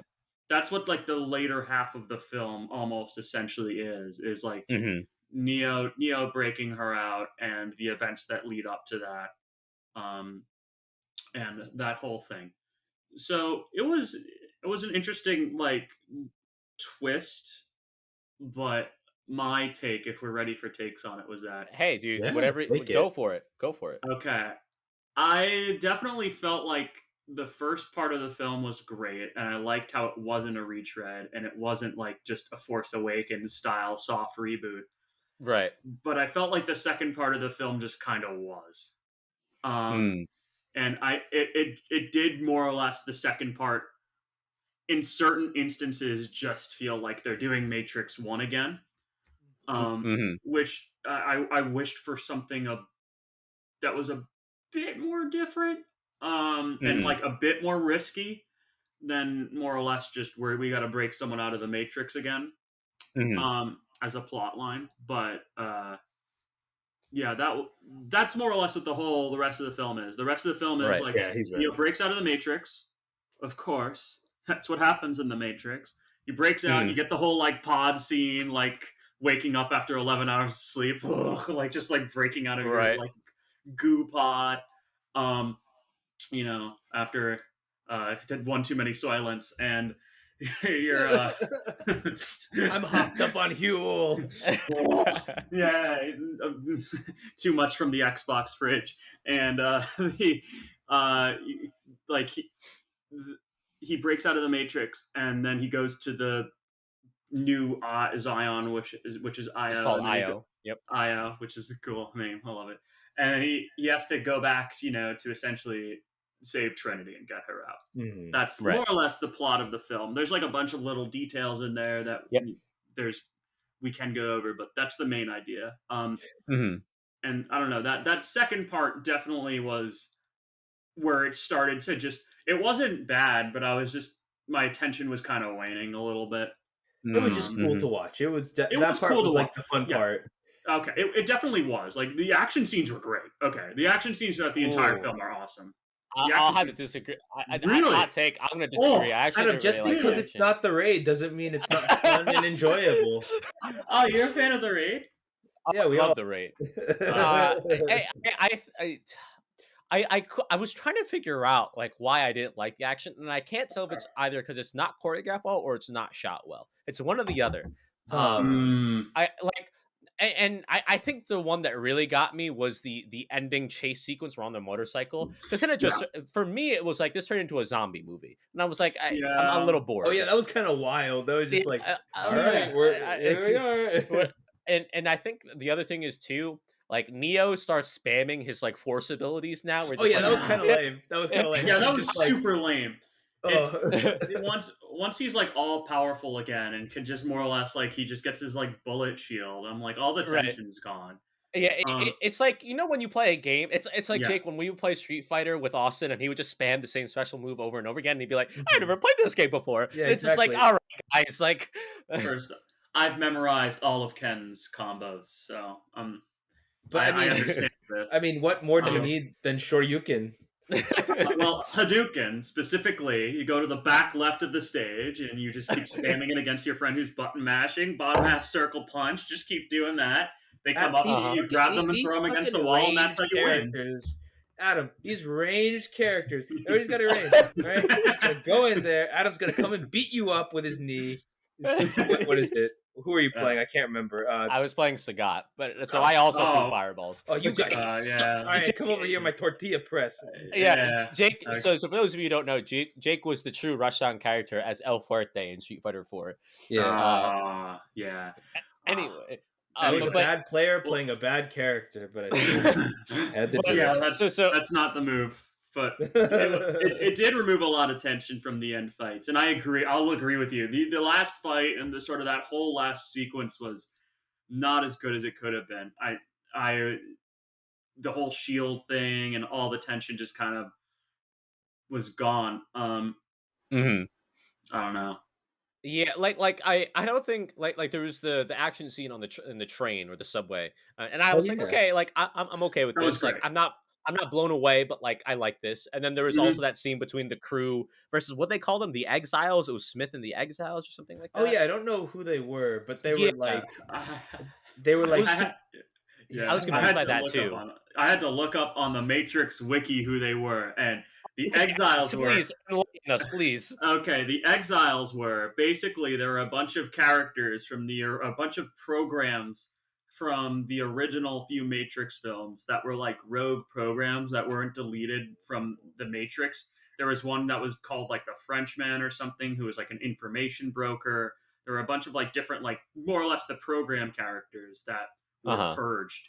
And they say in the beginning of the film, like when the new Matrix was uploaded, those characters were purged. Okay. But then they kind of come back. And yeah, there's a guy who is playing, I forget his name, but he's also called the Frenchman, and that's the nickname I remembered. Okay.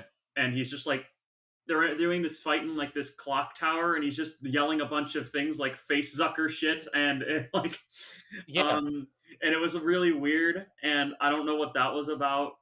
Yeah. I don't really understand the point of that. Didn't he say like, "Oh, this isn't even as good as the original movie"? Like, No, he did. He was Yeah. he was saying so much stuff, and I was like, I don't really understand what's happening right now. I think he was just the physical manifestation of a YouTube comment section. Oh no. or a review podcast. So Yeah.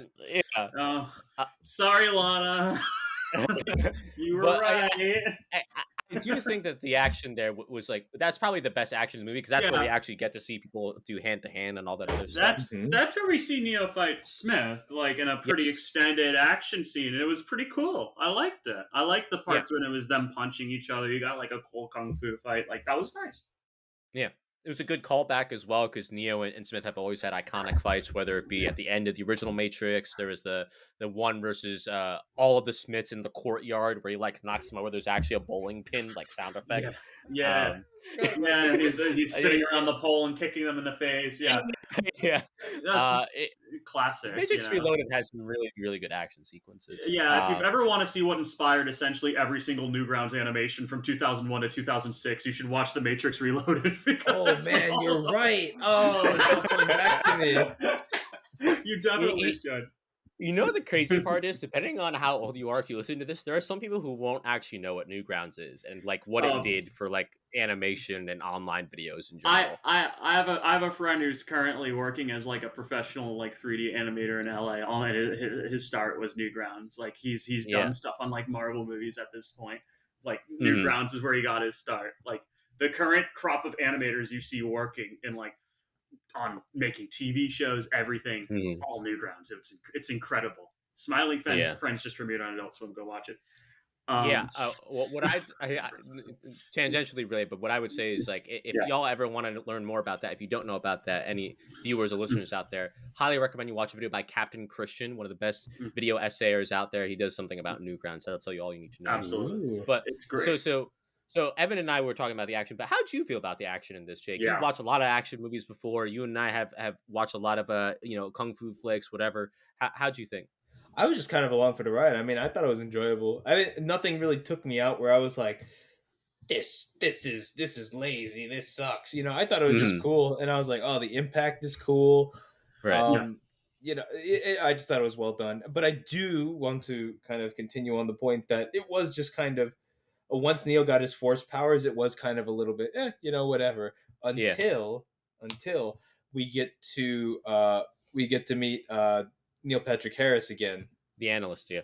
the analyst, and where that all of a sudden it's like, oh Neo, it doesn't matter your force powers. Like I can stop time or whatever. Right. Like who cares? And that's when you're like, I think you're in over your head here. Mhm. I think the weirdest part of this film was when they directly just say bullet time, because bullet time Yeah. was never like a thing. They never called it bullet time in the movies. Right. It was Right. just he could move so fast that time slowed down. And people, I think everybody else called it bullet time, or it was called bullet time as like this external way to refer to it. But this Yeah. movie pretty explicitly says, Neo, you have bullet time. And like in the beginning, when they're doing a commentary, they're like, people want bullet time from the Matrix. And They do.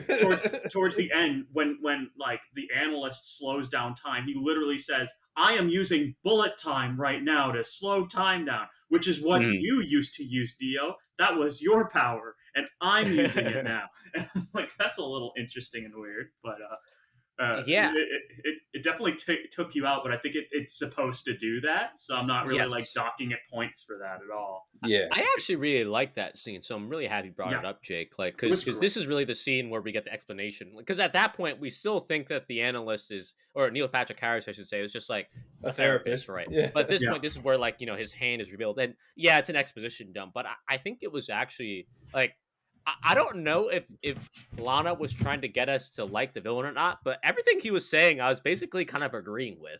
Like he says that whole thing about how like people give off more energy when they get really mad about something or emotional about something, and that's how we generate more energy for the machines, regardless of if it's right or wrong. That's how Yeah. like that's the reason why we do this. And then he said something else about how like there are plenty of people out there who could do something more with their lives, but they're too afraid to lose what they have. And I was just like, he's kind of spitting the truth. I don't know, guys. Like, Yeah. It was this but I think feeling that of was the like either point. the Matrix's power. It was kind of like the opposite of Monsters Inc., where they Yeah. found out that like laughter gives more energy. They're like hopelessness and despair. That's what powers our city. It's Right. like, oh, It definitely was interesting. I think there's this one point where he's like, "That's why you have nightmares, man. It's just maximizing your output." and it's Like, like, geez.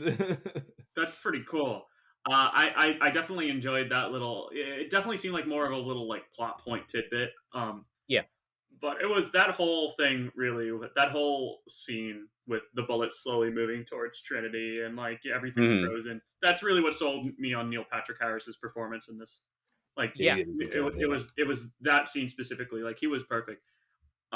Which is funny because I wouldn't expect Neil Patrick Harris to play a good villain in honestly most things. Mhm. I don't know what else he's played villain wise. He was Dr. Hammer. Okay, that's Eh. that.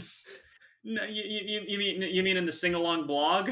Yeah. Okay, he wasn't really a villain, man. Come He on. was that was his job title.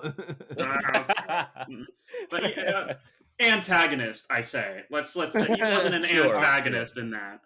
Sure. But yeah, like he really worked here, and this whole sort of monologue sold me as him in that character. And I wouldn't mind because it seems like they're gonna just do another two of these anyways. Like these movies, like if he returns and is like the main recurring villain for the next two films, I'd probably be pretty happy with that. Mhm. Even though this film just kind of ends on a note where you wonder if that's going to happen, but it doesn't. Yeah, Like, it seemed Yeah. self-contained, which was cool. It- That doesn't it- mean it that they does won't in keep a milking way. it though. Right. Yeah. It's interesting, right? So we go from that scene, and I think we all like that scene a lot, where basically Neo makes a deal, sort of thing about where they're going from there, and of course all the humans after rebelling against Jada Pinkett Smith, who plays Sadie, who was actually from not Niobe, excuse me, who's from the original movies. And she's the leader of the new city. But basically, they all come together. They even have Sadie, who's this computer program that also sympathize with Neo as well as the humans. And I Mhm. think that she was a reference to the child that shows up at the end of Matrix Revolutions. Yeah, she was the Oh, child. Yeah, She was. yeah. So yeah, so she's already a fan of Neo and knows him and whatnot. So anyway, they basically come up with this plan to get Trinity out, right? They basically have to Yeah. physically get her out, but also in the Matrix, they have to convince her and awaken her that she wants to be out of the Matrix, that sort of thing. you have to Um, have the choice. You yes. have to make the choice. Now, I think when I say it out loud, I like it, but I wasn't a really big fan of both the IRL sequence as well as the in Matrix sequence. First off, for this high security machine, Matrix thing where it's literally yeah. being powered by Trinity and Neo, right? That's the premise of the movie is that they took those bodies at the end of the Matrix Revolutions and rebuilt them to power this new Matrix. Mhm. And they invested a lot of resources into it, right? So basically, it's only these two pods that are powering everything, based on my own understanding. Mhm. And so they come with this plan to get Trinity out through some allied machines, which is cool. But I'll be honest, this is like some of the worst security I've ever seen. You don't even have cameras in the pod Yeah. room Why would we that's need powering cameras? everything. Like you don't have like a guard next to the pod. Like you're a Oh. machine. Like Uh, what? Adam, there's a really excellent security principle. I do some security computer stuff Oh, myself. tell and me, Evan, there's please a really enlighten me. it's called security by obscurity. It just means if you don't think someone's gonna find it, they won't. You're good. Good job. Don't worry about it. If they're not gonna find it, like you're good to go. And that's a really great like way to secure your computer, by the way. So like just make sure that like if you just put the computer in a drawer somewhere without a password, you're good to go. Yeah. That was I mean, sarcasm. I just want. Just want. If you put it in like 30 folders deep, like nobody's gonna Yeah. get in there. I mean, it's yeah. They're just gonna keep clicking and clicking, and by the end, they're just gonna be like, "I'm so tired, man." Yeah, he'll give up. Don't give up. No, yeah, that's it. That's how you should. And this is perfect. So I understand why the machines did this. Like at the end of the day, like who's gonna schlep all the way up there, right? Like Yeah, Trinity was in the homework folder. Like nobody was gonna look in there. No one looks in the homework folder. Homework folder. Yeah, no. Yeah. I think though, and you can make of this what you will, because this is certainly probably more headcanon than actual thing. But I would Right. say the reason why they were able to do that is because I don't think the Matrix, the evil computers knew the extent of which the IO had managed to integrate with robots and whatnot and programs. with other machines, yeah. Yeah, I don't Yeah, think they accounted for that little like the fact that Morpheus could turn into magnet soup and like climb up Yeah. a pipe. Yeah. And also that they didn't know which of their machines were actually on the side of IO, Yeah. and like didn't do all that stuff like that. That weird little like absolutely made to be a marketable plush like flying invisible bird thing. See, Uh, it's nice because it looks cuddly. It does Make look. sure you buy it now. I would. For some reason, I'm gaining the urge to go to the Warner Brothers store online.com and order myself a little like what I started with a K plushie. It's great. So it's like I'm starting to get flashbacks of The Last Jedi with the porgs. Yeah. I was about to say, anyone excited for some Grogu plushes? Like, get hyped. No, but that definitely makes sense. I think I don't know. At a certain point, at that level of or that late in the film, I definitely was kind of like my brain was shut off, and I wasn't really like sure. definitely. really- You're just like, all right, you got I me was- already. whatever. Like I wasn't really like super into. I wouldn't say I wasn't like engaged enough in this story anymore towards the end Yeah. to the point where I was kind of like trying to really think hard about it. I'm like, they're Ocean's 11 and Trinity, okay, like let's get her out. But yeah. How'd you all feel about the in Matrix sequence, right, where they meet up at the coffee shop and they have the whole like conversation and that sort of thing? What'd you think about that? That was kind of a nice little. It was nice that eventually it led to like a giga fight, but it was nice that they were just like. They were just like, all right, we're gonna give you the choice. It was very like kind of. What's the word? Very subdued at first. Mm-hmm. Where it's just like the one weird thing that I talked about this with it was just that so they get into the coffee shop and Neo talks to Trinity and he's like, this is what's happening, like you can make the choice, and she's like, no, I'm good. I'm good, bro. I'm just Yeah. gonna stay in here. I'm gonna go be with my family. I gotta be with my kids. And then at some point, then like, you know, Neil Patrick Harris like, haha, gotcha, I win. Yeah. You have to go back in the Matrix hole.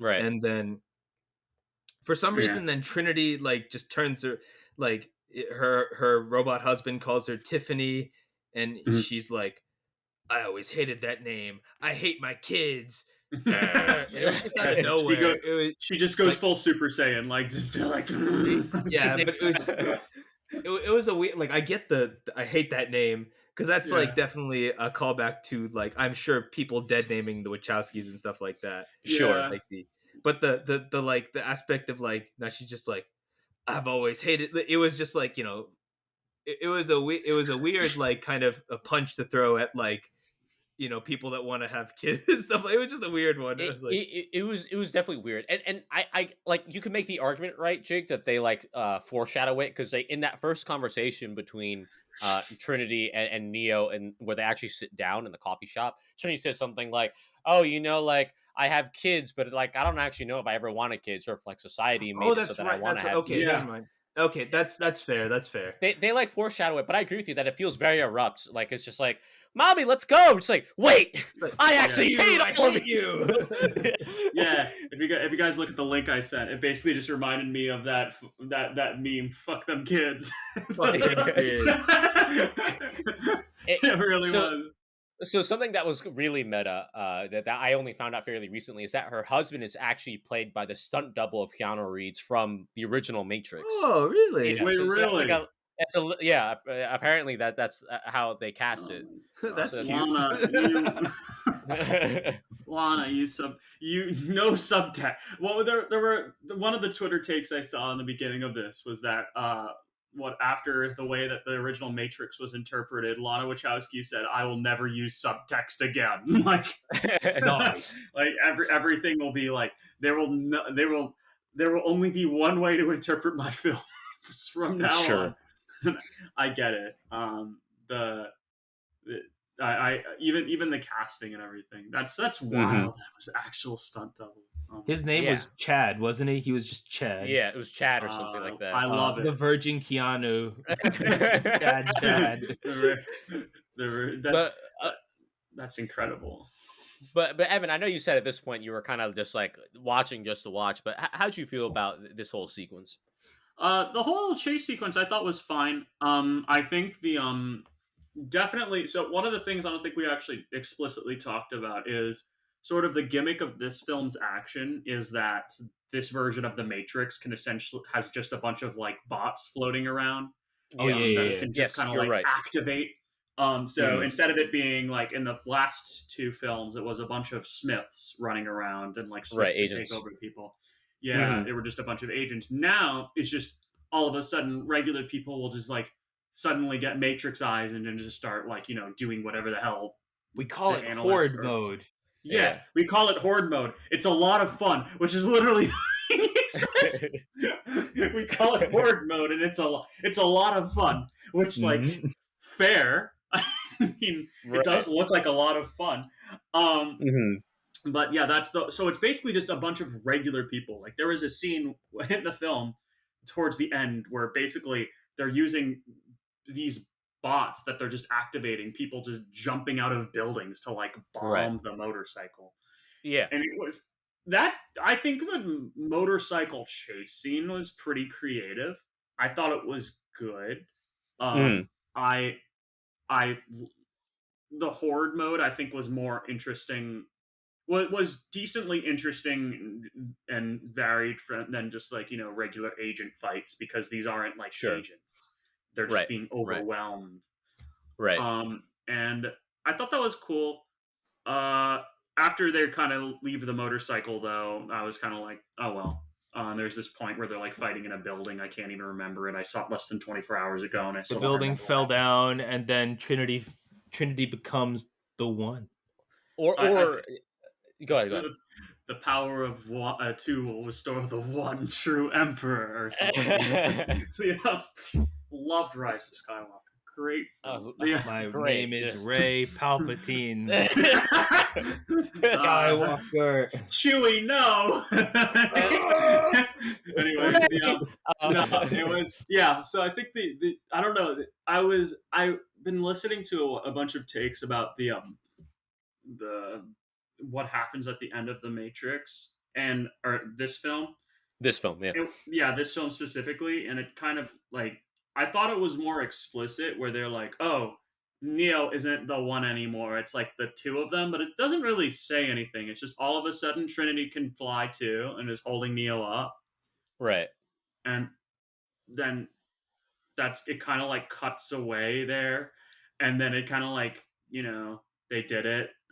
They get unplugged from the Matrix because she's successfully woke now, Right. and then they just go back to the analyst's house and like Beat him, style rough him on up a him. little bit. Yeah. Rough him up a little bit. Yeah, they were just bullying him. No, he deserved it. He was like, "Oh man, fuck women." And he just kicks the shit out of his face and dislocates his jaw. Yeah, like, in case you like Neil Patrick Harris, no, he's an asshole. It's like him being like, "I was using it as a slur, actually." Just kicks him in the face, and then they're just like, "Yeah, we're just gonna, I don't know, we're gonna remake the world." Sounds like fun, and then they fly away in like a little like pattern. They both fly, I guess, and then which it just ends the same way the first one did, with them both just kind of flying into the camera. Right. Which I mean, other Twitter joke I'm gonna steal. This film overall, the theme is about a 50-year-old couple trying to leave San Francisco. And I mean, I get it. I understand that journey. But, so I guess now that you've described like the entire ending, right? The crux of the film is at the end. It's implied that they both are the one. At least that's the implication that I got. But I think how did you feel overall about the ending? I guess in that way, not just like the chase sequence, but like the literal ending, right? It felt like the first one. It was nothing crazy, but it had a nice finish. Yeah, right. It was It wasn't a downer ending. It wrapped up nicely, and you're like, okay, I can. This was its own story. I can leave it there. Mm-hmm. I don't need a Matrix 5. Thank you. I'm full. That's how the first one ends. The first one ends like that. Neo flies into the camera. Yeah, and I'm like, because the first one also wasn't supposed to be a trilogy. Yeah, and we were good. We said that's enough Matrix for today. I'm full. Thank you. Yeah, and they didn't make any more, so it was all good.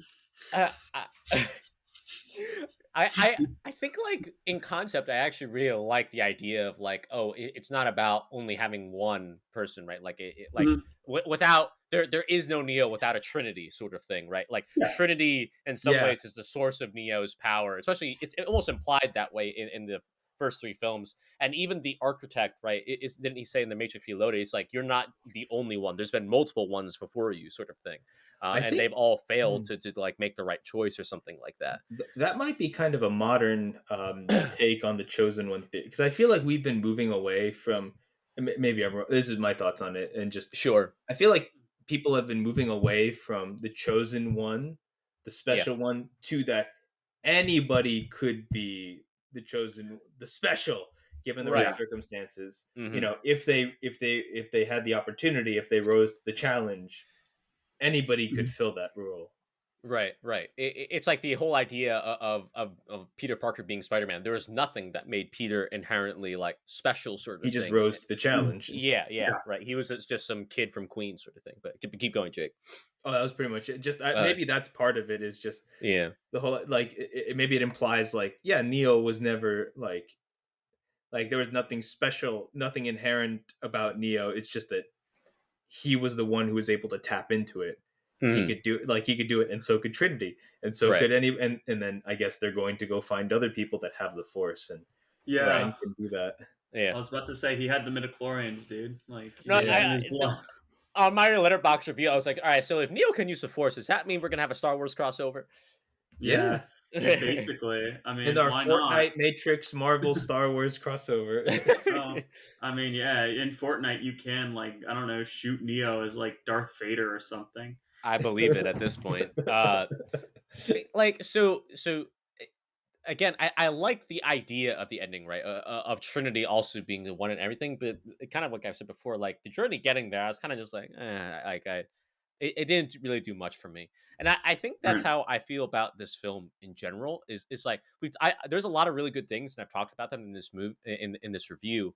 But for overall, for me, like watching it and having discussed it with both of you, and Mm. for me, it's like I don't think this movie is bad, and in fact, I would say there's a lot of moments where it's good. But I Mhm. think it's one of those things where like it just didn't do much for me, and that's not to again say that Lana and the rest of her team did a really bad job or anything like that. It's just one of those like y'all did y'all did your thing, and it just so happened that it wasn't for me, sort of thing. That's like my general takeaway right now. Yeah, I'd say something similar. Like I enjoyed that the first part of the film was kind of like giving the middle finger to Warner Brothers and into some regard fans of the original Matrix who wanted like a Mhm. certain thing from a sequel to the Matrix.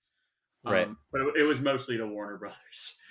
Yeah. Sure. Sure. And I thought that was fun and I thought that was cool. I thought it was, I mean, it was definitely better than the second and third Matrix film.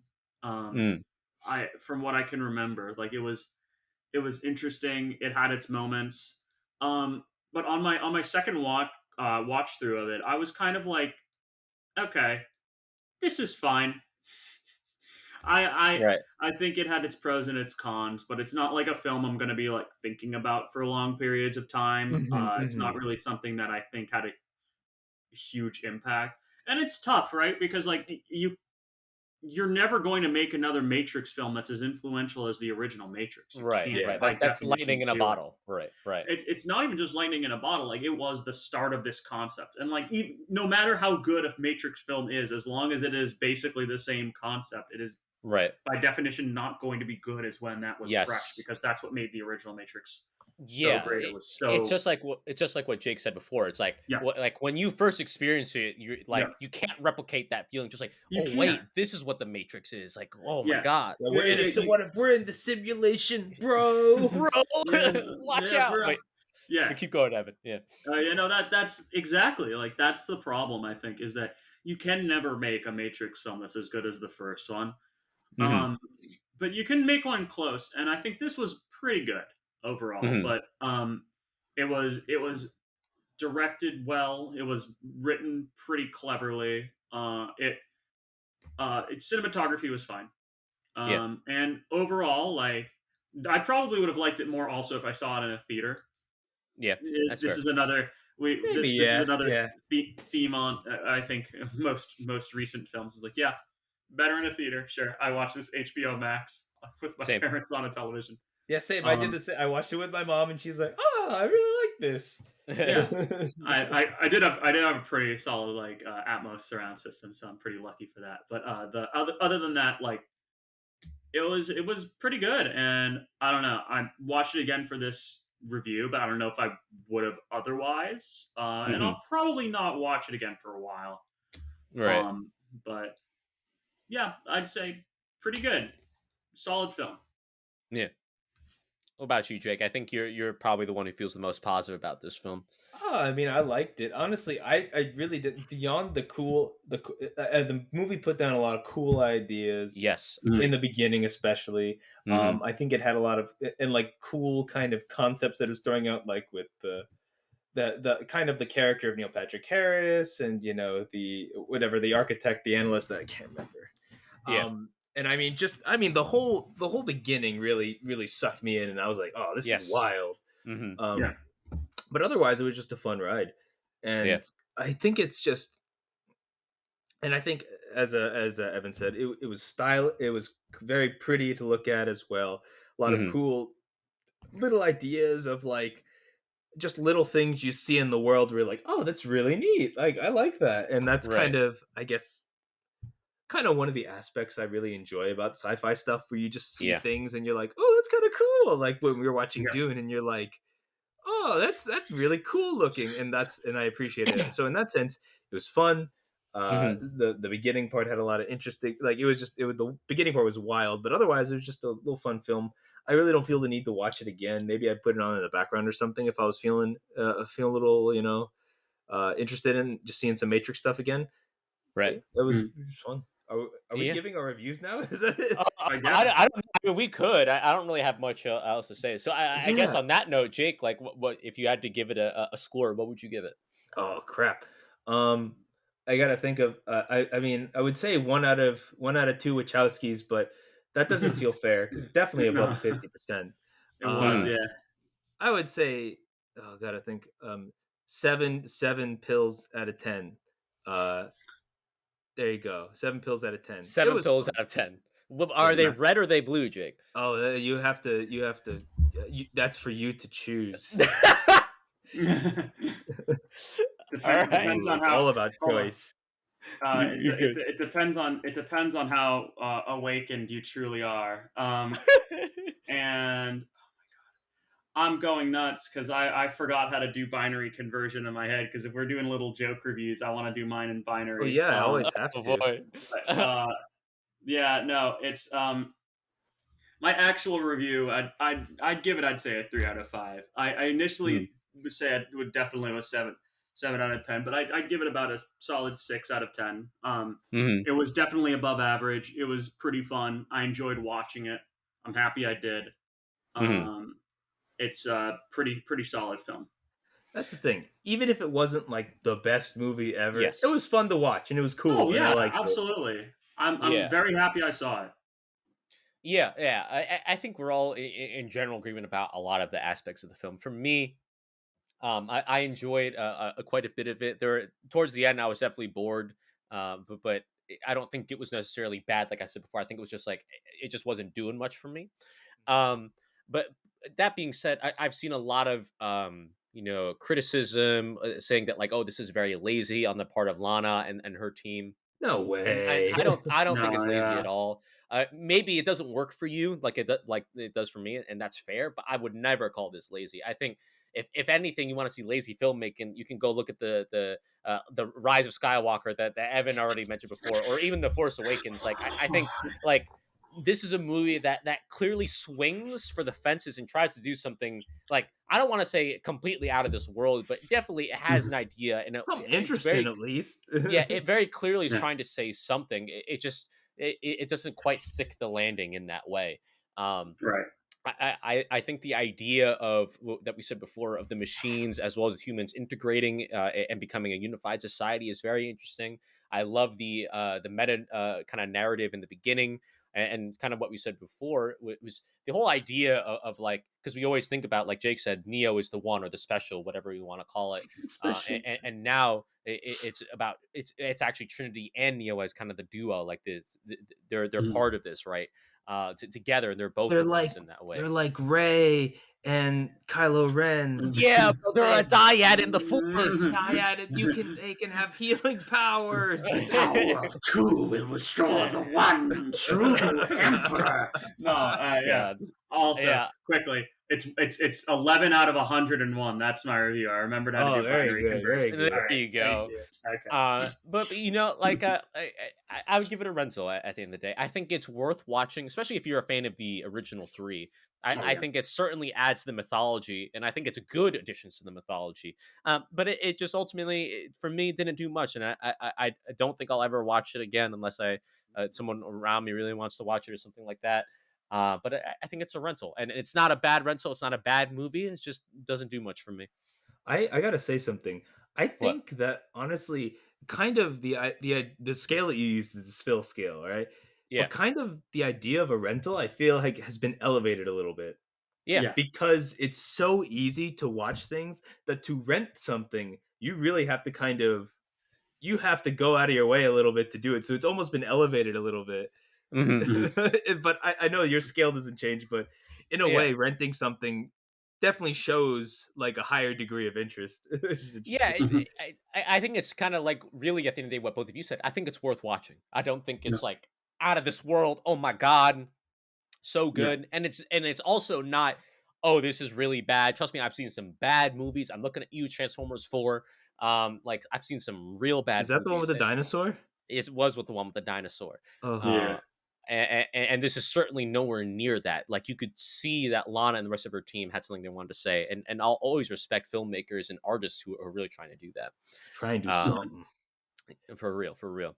Now, that concludes our review. I want to, of course, give a big shout out to both of you for taking the time out to talk to me. But as we say our goodbyes, of course, Jake, are there any shout outs you want to give? Words you want to say to the people? How can they follow you? Oh, shout out to my mom. She likes The Matrix. She watched it with me. Shout out to Ethan. He's out there. He's shout out there. Shout out to Austin. He is trying to hold together a whole care facility of people that want to catch COVID. For real. Oh Absolutely. God. Uh-huh. And you can find me on ResearchGate. Hopefully my manuscript will be published in this year. We'll see. I have to do it. I believe in you, man. You got this. It just takes time. And Of course. But time is all it takes. And Evan, to you. Yeah. Oh, How about you, Evan? Anything you want to say to the people? How can they follow you? That sort of thing. Oh man, please follow me on everything, man. I'm so desperate. I'm on everything at Evan Extreme. It's one word. Just add it. Letterboxd, Twitter, GitHub. You want to check my repos out everywhere. Just go for it. Hit that follow button. Make sure to like, favorite, and subscribe. Give me 5 stars. Yeah, my AIM username's also Evan Extreme too. So if you want to chat there about the Matrix, use promo code Evan Extreme. Use promo code Evan Extreme to get you 15% off Raycon earbuds and Adam Funko Pops. Wait, are you? What about Raid Shadow Legends, bro? Oh yeah, Raid Shadow Legends too. Use my promo code. Use my promo code there. Also, the people got to look out for your NFT sale, right? You're selling them for That's some right. Ethereum, Yeah, right? That's right. I got some new monkeys.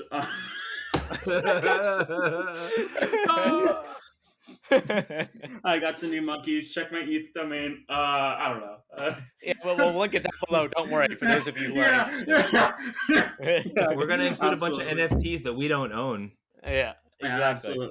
Absolutely. We're gonna sell. I got our NFT scam. So guys, before we go, let's think of our scam. Our NFT scam. They're called matrices. Does anyone know like just an artist that can draw a bunch of like just shitty Neos with just different sunglasses? We'll throw them on OpenSea. Oh, definitely. We'll get like just so much fucking money, and then we'll just run away with it. Like it's gonna be so stupid. You know, for those of you listening, you better not steal our idea. If you steal our idea, I will. I mean, I guess not sue you. I don't know. I'm selling the idea as an NFT. Oh my god. Well, again, I want to thank both of these fine gentlemen for joining me for this review. I had a lot of fun talking to them about this Matrix 4, this movie. Of course, want to thank all of you who listened and or watched this movie on YouTube. Really appreciate you all taking out the time to listen to us talk about this stuff. And please subscribe on whichever platform you prefer. If you want to follow me, of course, you can follow me on Twitter at Adam_bomb. Same thing for Letterboxd. But otherwise, not much else to say. Stay safe out there. Obviously, we got a lot of stuff going on with the pandemic, so please take care of yourselves, whether it be you or your family. And otherwise, I don't really know what else to say. And anything else you want to say to the people? Any other words of advice besides buy Evan's stuff? Buy my stuff. Yeah, I mean that's the main one. And like Adam said, stay safe out there. Yeah, we're almost. It can't get worse, right? Shut up! Right? Shut up! Shut up! Right? Shut up! Stop talking! We're almost done. Shut up! No. The podcast. Kill it. Yeah, but everyone, sincerely, please take care of yourselves and stay tuned for more episodes because we've got a couple more on the way. Yep. All right, everyone, take care of yourselves. Peace.